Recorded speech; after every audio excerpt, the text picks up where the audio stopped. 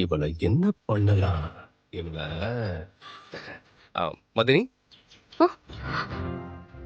என்னாச்சு ஜீவா? இந்த கடல் தண்ணி ஏன் உப்பு கரிக்குது தெரியுமா? ஏன்? அது இனிப்பா இருந்தா ஈயம் வச்சிரும்ல.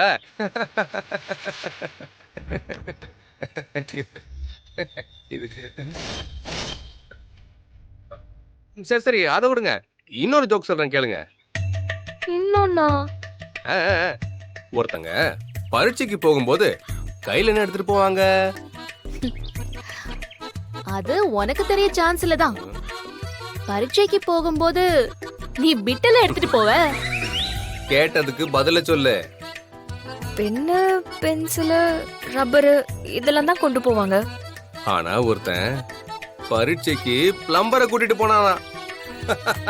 ஏன்னு சொல்லுங்க. ஏன்? ஏன்னா பரீட்சையில கொஸ்டின் பேப்பர் லீக் ஆயிடுச்சான்.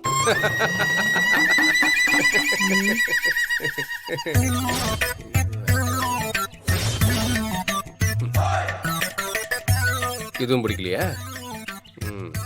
இன்னொன்னு. ஐயோ ஜீவா, ஏற்கனவே ஊசி குத்திருச்சு. இதுல நீங்க வேற பிளேடு போடாதீங்க.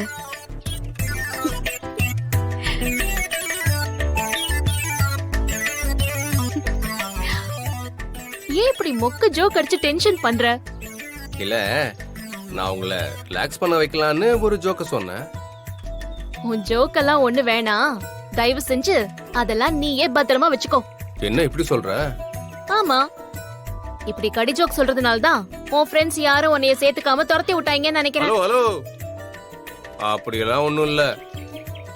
நான் என் ஃப்ரெண்ட்ஸ் உயிரே விடுவாங்க. எல்லாரும் உயிரை விட்டாங்கன்னு நினைக்கிறேன். அதான் ஊர் சுத்த ஆள் இல்ல.